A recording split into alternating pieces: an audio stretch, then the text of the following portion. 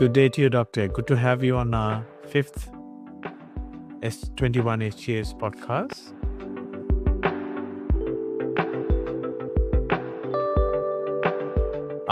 We have been touching several topics previously, starting with just a reminder and a refresher to recap what we have been discussing. The first topic that we spoke is that do we have a climate emergency, which is a very critical question that we endeavored in our first topic, and the 21st century leadership, the new mindsets, and in the same time, what are the new things which you need to look into in terms of technology, AI, so on. And the 21st century board leadership, it starts from the top. The leadership has to believe in it and also needs to execute it. And on the fourth topic that we spoke about, the emergencies, climate emergencies, which was quite a deep subject which you elaborated. But I'm also now quite excited to hear from you in our fifth topic, which is health and social emergency. This is another very deep conversation. And I also believe that sustainability has so many forms in terms of what's really happening around the world. It's not just environmental, but it has a huge impact on the health side. Absolutely. So, Doctor, I'd like to dive a little bit more deeper with you with the first question. What are the key environmental and social sustainability issues that you see that we need to be mindful? Excellent. So, Dishna, let me basically start by reminding you about the health issue the whole world faced very recently with COVID-19. When COVID-19 came and impacted the world really went into a shutdown for nearly 1.5 years. And these kind of pandemics are going to be things that we are going to have to be ready for in the future. But before that, let me start with the first of many key issues. The first issue I want to talk about today is air pollution. And the reason I'm talking about air pollution as the first topic is because when we talk about air pollution, the cause of the air pollution, once again, is the burning of fossil fuels. Because the more fossil fuels you burn, the more air pollution there is. And the most polluting fossil fuels are coal, followed by diesel and petroleum products. So, the World Health Organization has assessed that there are over 8 million people who die every year linked to fossil fuel pollution in the world today. 8 million people worldwide. And a majority of these deaths are happening in South Asia, Southeast Asia, and in those nations, followed by the Africas and the Russias of this world. In fact, the least polluted nation at the moment is yet the Americas. So this is a serious issue that one needs to be cognizant about. And another reason why we are advocating moving away from fossil fuels to renewable energy, because 8 million people dying a year is good enough a reason to migrate into renewable sources for energy and renewable sources for transportation and logistics. Right. The second topic I want to touch on is the whole issue of freshwater and deforestation. Now, I'm sure you would have heard many times the criticality of global freshwater availability. As you know, only about 3% of the world's water is freshwater, and most of the water, 97%, is saline water. Now, fresh water is a life-giving source, and we can't afford to lose that. And the countries which are having the greatest water insecurity are India, China, which hold about nearly half the world's population. So if half the world's population are going to have water shortages, then we are looking at a major crisis. So most of our fresh water is tied up in the polar caps, the North Pole, the South Pole, and what I call the Central Pole, which is the Himalaya mountain range. And as the planet gets warmer and warmer, these polar caps are melting at a unprecedented rate, and the freshwater resources available in the world are declining with every year as the temperatures go up. The If one looks at the freshwater stress projected by the UN for 2040, we are seeing almost all of Asia, South Asia, um, and Southeast Asia, all of China, all of the Middle East are deep red zones in the global freshwater availability map. And that is a red flag for the whole world. In terms of light red, we are seeing even Australia and the USA are going to experience water shortages as we look at the year 2040 projected by the UN. So, how does this affect all of us? The, the bottom line is if there is no water, fresh water available, then our agriculture also gets affected in a very deep manner. So, making sure that there is fresh water available for food, growing food and agriculture is a crucial factor. And after air pollution, I would say this is a serious concern for everyone because one way for us to have sustainable food in the future is for us to conserve our water resources, look at renewable energy, and also look at waste reduction in our food chain. Now, will you believe me if I say that almost 40% of all the food we grow in the planet ends up in landfill, lost in distribution, because we have very poor storage and distribution set up in the world today. So we grow all this food using all our inputs and then end up throwing it all into the dustbin or into landfills because of poor storage and storage on distribution as well. So this is a major issue, and fresh water availability is absolutely crucial for humanity to survive because 90% of our bodies are fresh water, are water. Now, the water cycle is something you may have heard of. And the water cycle basically is where forests and tree cover releases oxygen, which ties up with the hydrogen in the atmosphere, and then we have H2O, also known as water. But if we keep destroying forest cover, then that in turn leads to a massive problem in terms of the water cycle. Because what we are doing when we destroy forest cover is that we are destroying the forests, the trees that I would even say are an essential part of the water cycle. So the world has basically destroyed a major portion of its forest cover and is left with something like 25 to 30%.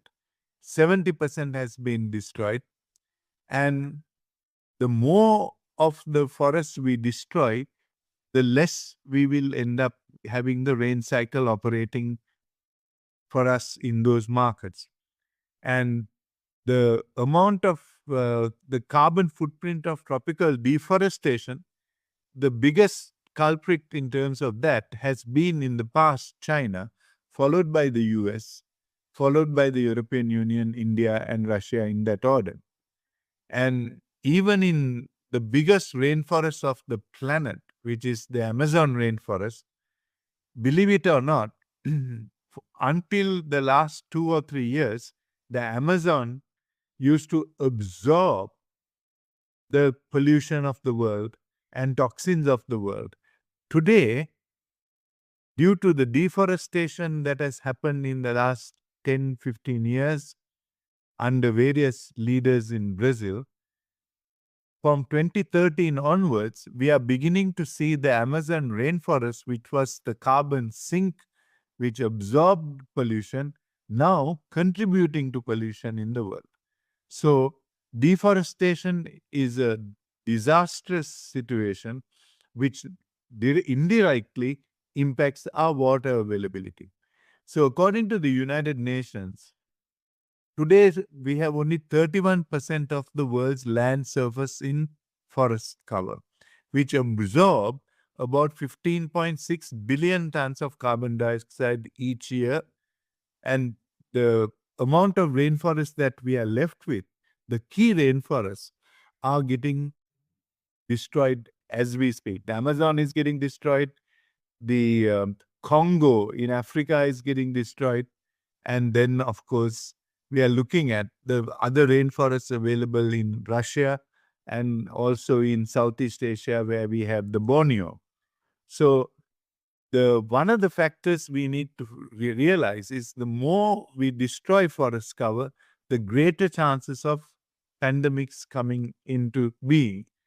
And if we look at the recent COVID-19, which was basically a bat related pandemic, a health issue, because in as we destroy the forest covers in Wuhan and in China, and also China has wet markets where they actually slaughter a lot of the bats and animals for consumption.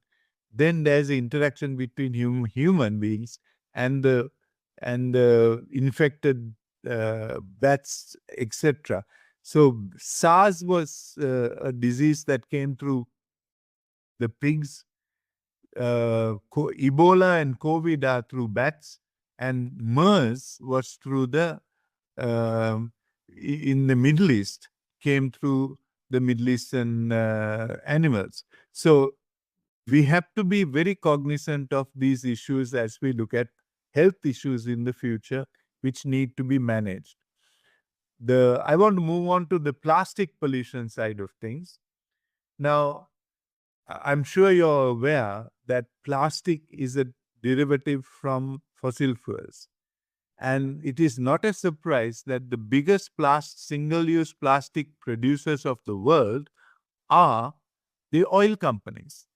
Now, why are single-use plastics detrimental to human beings? It is detrimental because it takes over 100 years for it to biodegrade.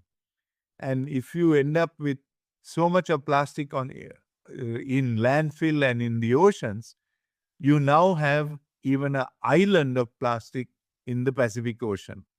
So the countries that are the biggest per capita consumers of plastics in the world, the top producers of single-use plastic waste, believe it or not, the number one country is Singapore, followed by Australia, followed by Oman, followed by Netherlands, Belgium, Israel, Hong Kong, and Switzerland, and US in the top 10.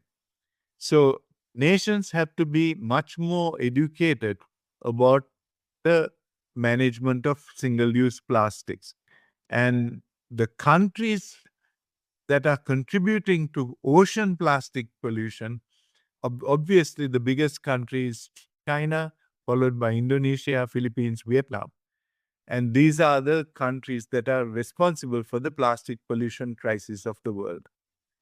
Now, the danger with plastic pollution is that every time we eat food or drink or breathe, we are now beginning to eat, drink, and breathe microplastics, which are now rampantly available in almost everything that we eat, drink, and consume.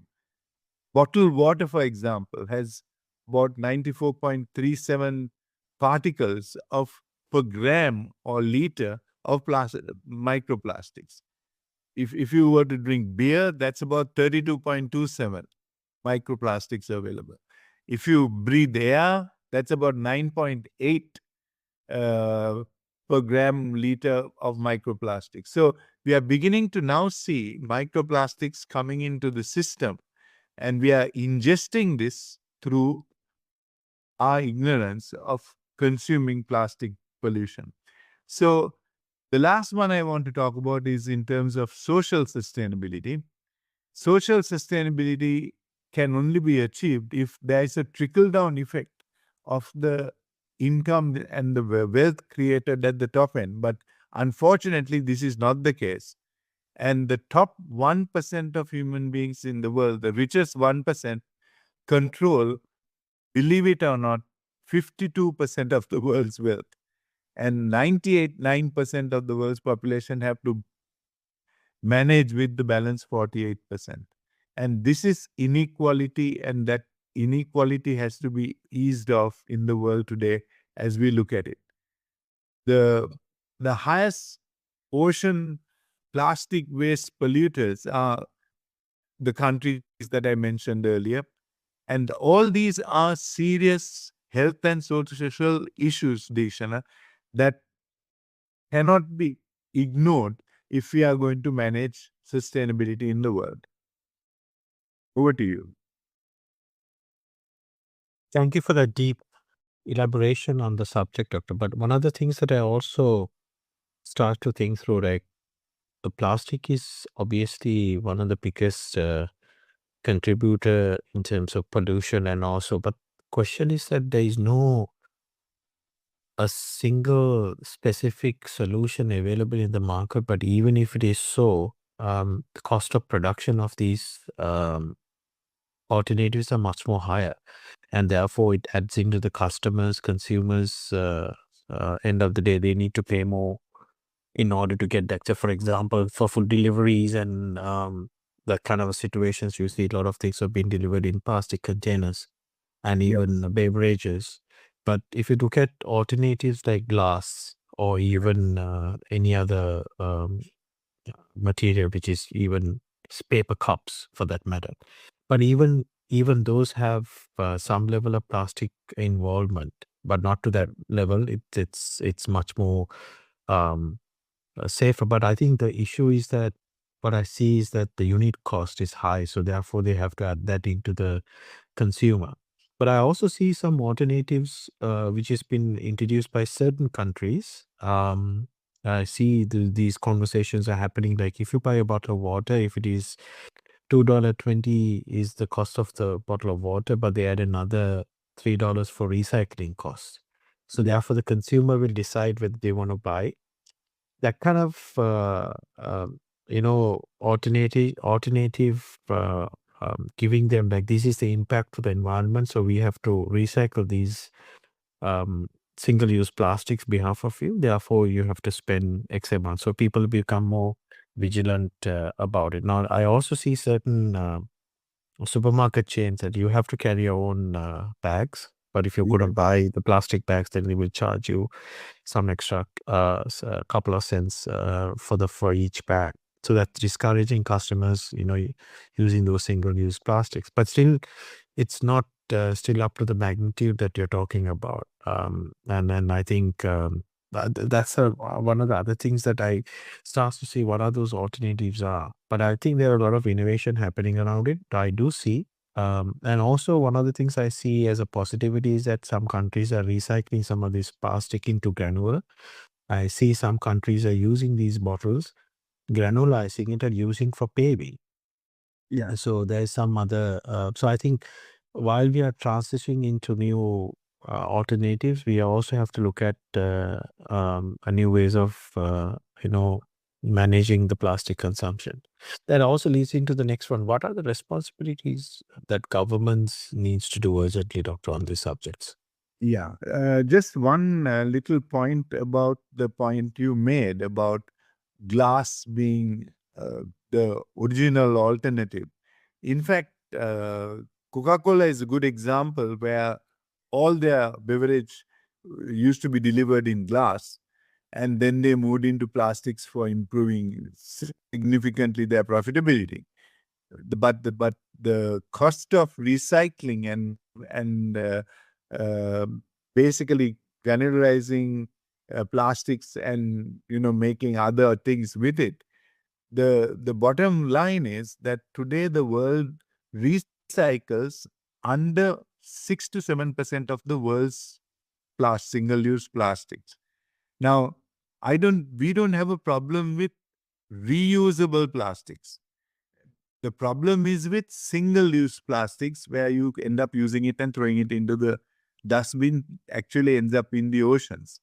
So I think the starting point is that the government needs to come up with legislation that bans the use of single-use plastics, which forces companies to then look for alternative ways of moving forward.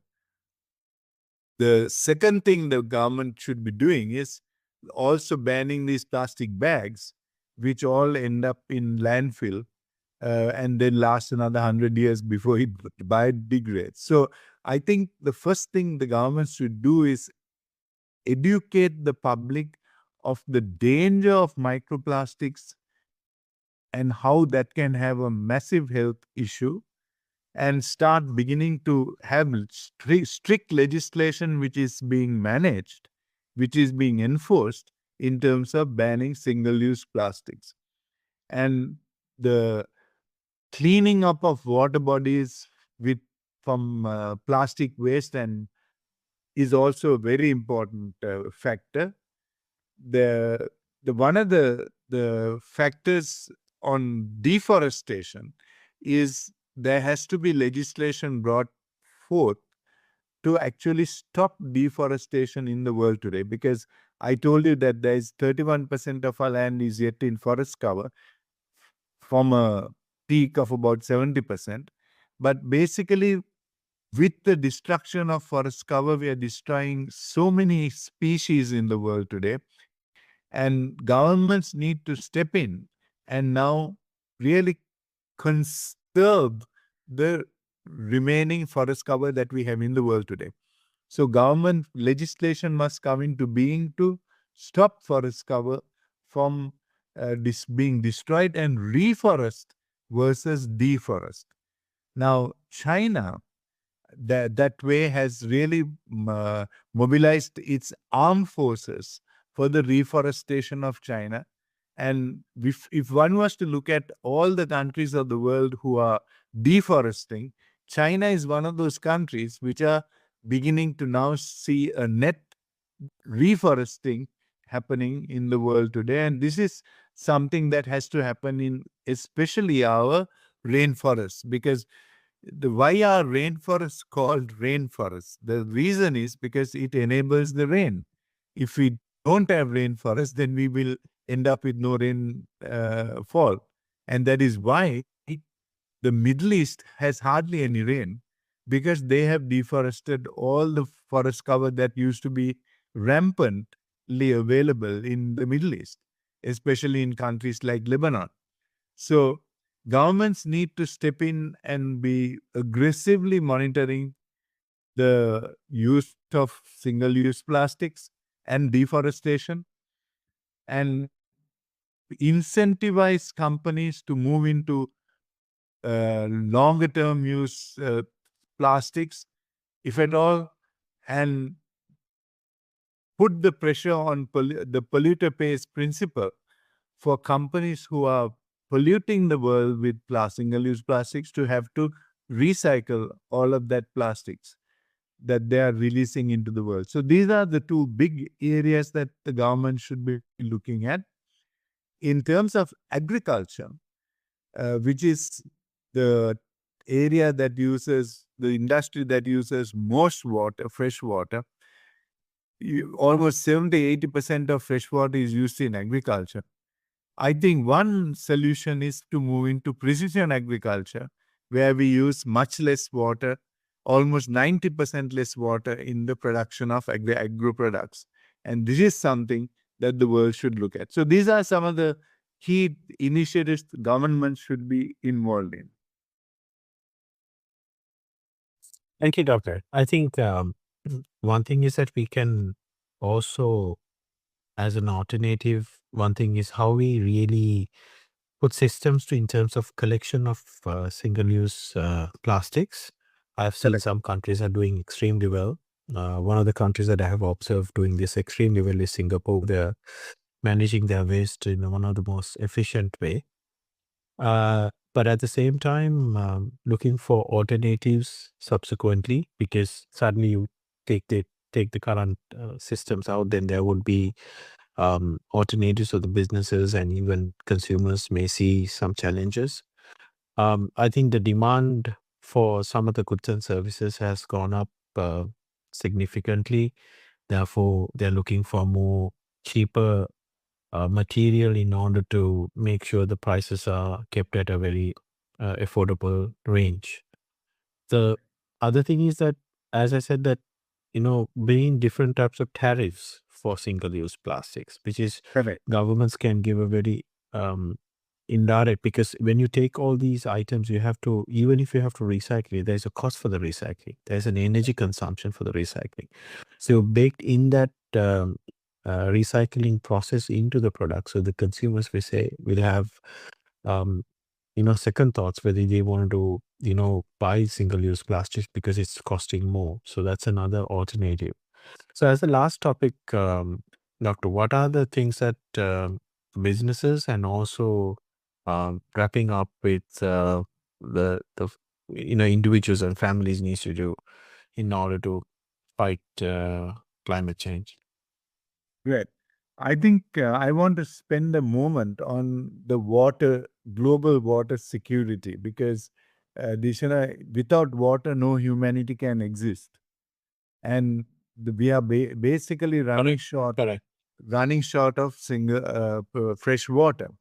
So if one looks at the global population of about 8 billion now, almost 640 million of those 8 billion are living in what we call a critical water scarcity situation. And this includes countries like Pakistan, who are facing this massive water crisis. Almost 5.6 billion people, that includes the population of India and China, are living in water insecure regions, which is also a crisis that they are facing. In fact, there's only about 300 million who are living in areas in the world which are secure in terms of water availability, and most of them in North America. And even Brazil has moderate availability of water. So water becomes a major issue in terms of health and social sustainability. So what should the businesses do? I think the first thing every business should do is not only manage the emissions that they release, they should also start measuring the water footprint by company, because it is very important that companies realize that water is the most important resource of the planet that basically contributes to people living. So every company should be held accountable to measure their water footprint. And one strategy that governments can adopt is to get companies with high water footprints to invest money in conservation of forest cover. And that is a strategy that I think every country should adopt, getting businesses with high water footprints to conserve the rainforests and the remaining forest cover, and also reforest forest cover that has got damage. So business should be significantly involved in the protection of forest cover and reforestation. Secondly, they should also play a key role in the regeneration of forest cover in the world today. Then the next area that every business should be uh, attacking is the use of single-use plastics in their products, and also even in their organizations, even in their factories. They should be looking at eliminating single-use plastics altogether and starting to move into either glass or at least reusable plastics in those companies. I want to end with what families should do, Dishana. because every single one of us has a role to play in the health and social sustainability of the planet. And there are 8 billion people on the planet. Every single family, if they start stopping using single use plastics and bringing single use plastics into their home, and start also protecting forest cover and supporting regenerative forests, I think these are two things that every family on the planet can be involved in terms of their contribution to sustainability. The last element I want to talk about is, so what should business do in terms of social inequality? Now, every company has a whole bunch of employees. And I think one of the things that every company should be doing is to look at the employee cohort that is under their purview and support those employees to move into sustainable livelihoods, sustainable living, and support them in terms of moving into, for example, uh, they could support their staff in moving into renewable energy, support their staff in terms of moving into renewable transportation, support their staff and reward their staff if they give up single use plastic. So I think companies can also play a key role in influencing their workforces. And if every company does that, I think we will have a massive impact in terms of managing our health and social sustainability challenges. It's very good, Doctor. Uh, it's all about finding solutions, isn't it? You have a problem. Everyone can highlight all the problems which is available, but finding the right solution for the problem is the biggest challenge. I think you spoke both sides equally. That is what is something which we need to be completely mindful. So one of the things that we will try to achieve is to see how we can use new technology, new thinking, new mindsets. That's why even on the early topics that we spoke about, the 21st century board leadership and also the 21st century, you know, thinking mindsets.